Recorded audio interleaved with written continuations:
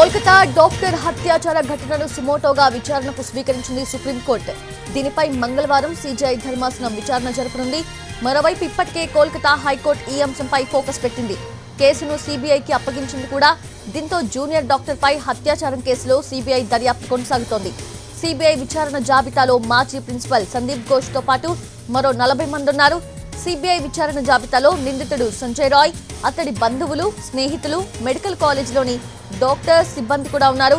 వీరందరినీ ప్రశ్నించబోతున్నారు సీబీఐ అధికారులు. ఇప్పటికే ఆర్జీకర్ మెడికల్ కాలేజ్ మాజీ ప్రిన్సిపల్ సందీప్ ఘోష్ ని సుదీర్ఘంగా ప్రశ్నించింది సీబీఐ. నిందితుడికి సైకో అనలైజింగ్ టెస్ట్ చేయించనున్నారు సీబీఐ అధికారులు. సంజయ్ రాయ్ మానసిక స్థితిని విశ్లేషించబోతున్నారు వైద్యులు.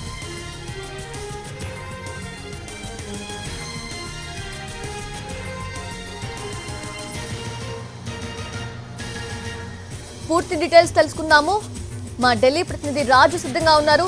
రాజు, ఏంటి ఈ ఏదైతే హత్యాచార ఘటన ఉందో డాక్టర్ది, దాన్ని సుమోటోగా స్వీకరించింది సుప్రీంకోర్టు. సో విచారణ ఎలా సాగుతుంది?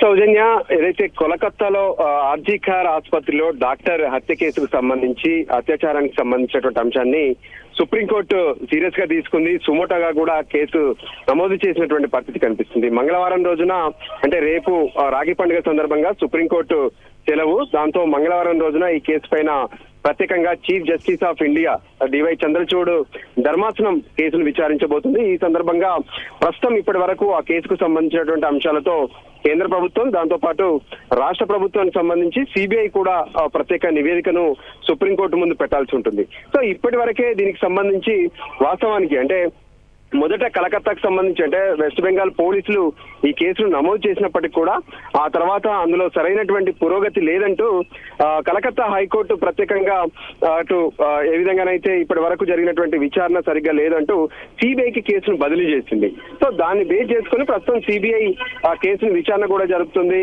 నిందితుడిగా ఉన్నటువంటి సంజయ్ రాయ్ను తమ అదుపులోకి తీసుకోవడమే కాకుండా సందీప్ ఘోష్, ఎవరైతే ఆ ఘటన జరిగినటువంటి సమయంలో ఆర్జీకర్ మెడికల్ కాలేజ్ కి ప్రిన్సిపల్ గా ఉన్నారు, ఆయన్ని సైతం ప్రస్తుతం విచారణ కూడా జరుపుతుంది. దాంతో పాటు దాదాపు 40 మందిని విచారించేందుకు సిబిఐ సిద్ధమైంది. అందులో ఇప్పటికే ప్రత్యేకంగా ఏ విధంగానైతే పేర్కొన్నటువంటి పలు అంశాలను పరిశీలిస్తే దాదాపు, అంటే కొంతమందిని తమ ఆధీనంలోకి తీసుకోవడం, అరెస్ట్ చేయడం కూడా జరిగింది.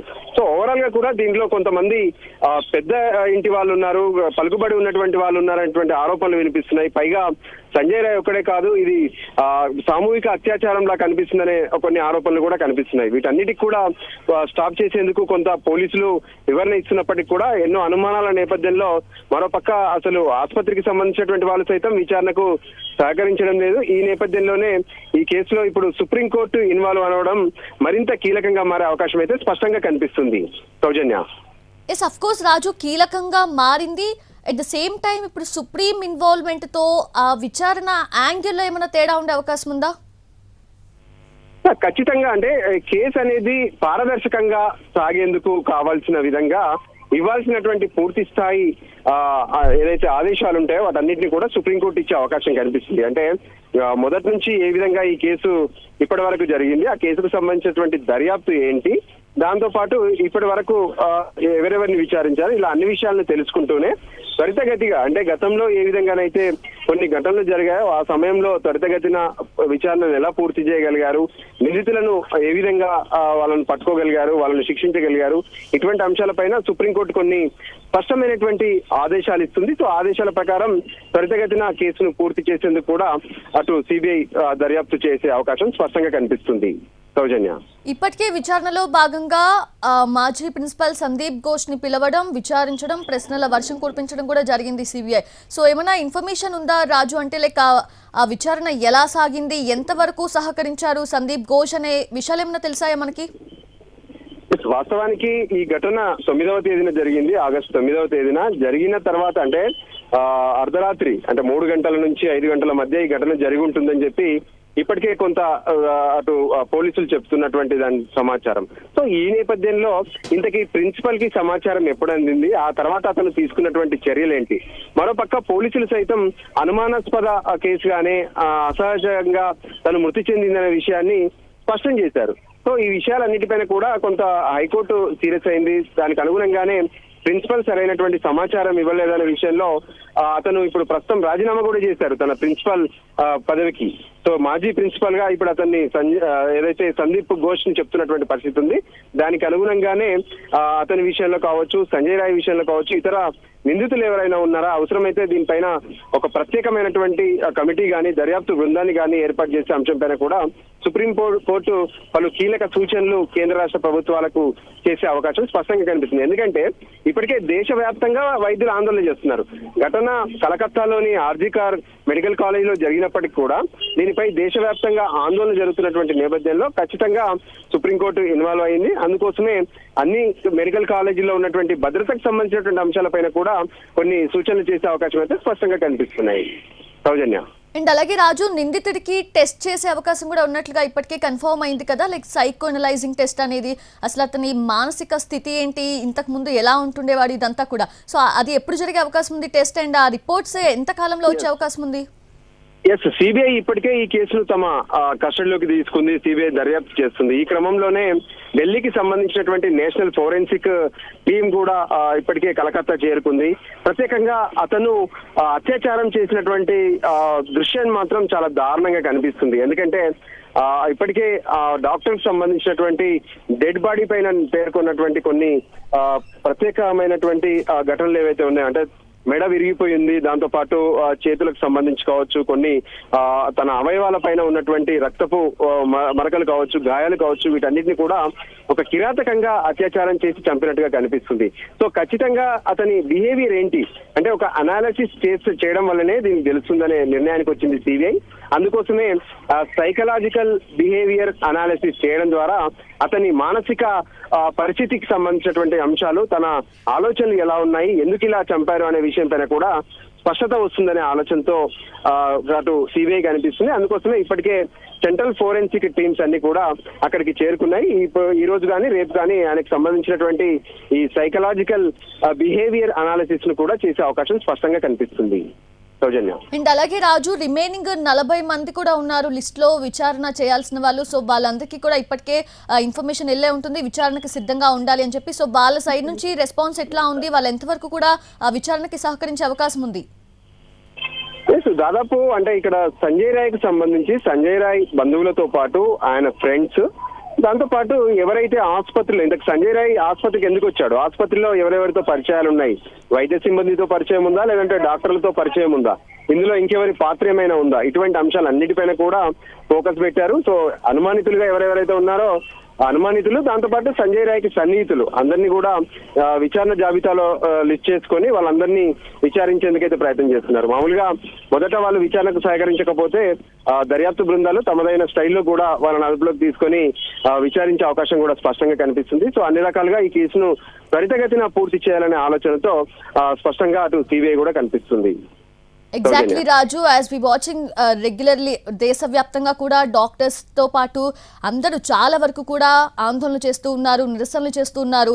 వి వాంట్ జస్టిస్ అని చెప్పి చిన్న పిల్లలు సైతం ఈ నిరసనల్లో పాల్గొన్న సిచ్యువేషన్స్ ని మనం చూస్తూ ఉన్నాము. సో డెఫినెట్ గా జస్టిస్ జరుగుతుందని ఆశిద్దాం. Thank you Raju, thanks for the updates.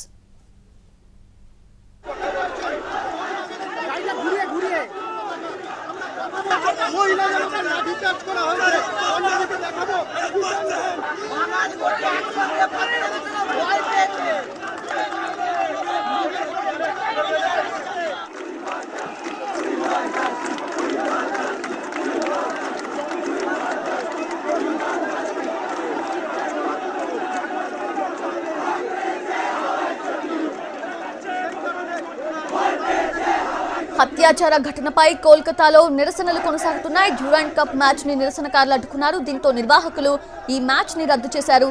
ఈ సమయంలో నిరసనకారులపై పోలీసులు లాఠీ చార్జ్ చేయడంతో ఉద్రిక్తత వాతావరణం చోటు చేసుకుంది.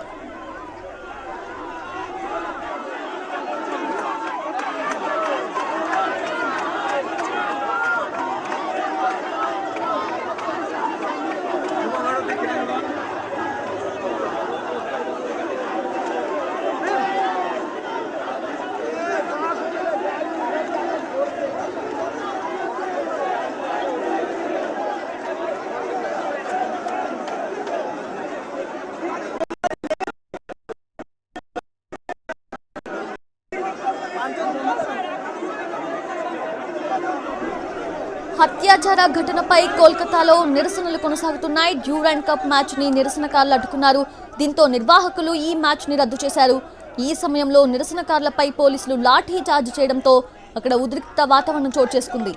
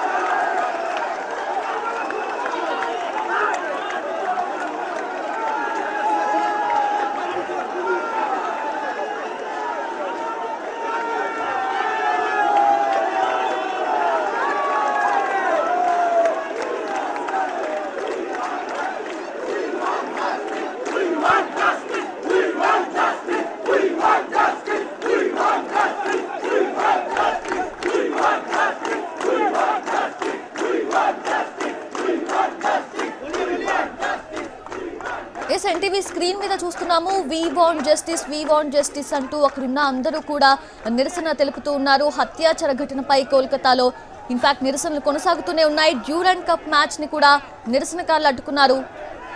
దీంతో నిర్వాహకులు ఈ మ్యాచ్ ని రద్దు చేశారు. ఈ సమయంలో నిరసనకారులపై పోలీసులు లాఠీ చార్జ్ చేయడంతో అక్కడ ఉద్రిక్తత వాతావరణం చోటు చేసుకుంది.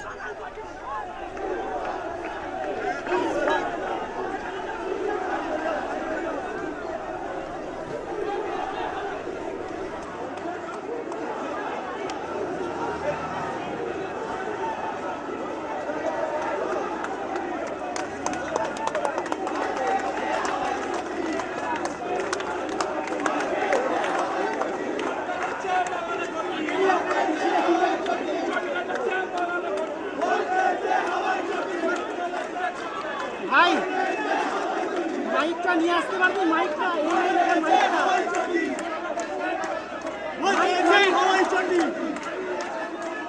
মাইকটা নিয়ে আসতে পারবি? কোথায় আছে জানিস তো? ও মাইকটা পেছনে রাখা আছে। একটা তারে লাগানো আছে, তারে। হ্যাঁ আমি জানিস তো কোথায় আছি।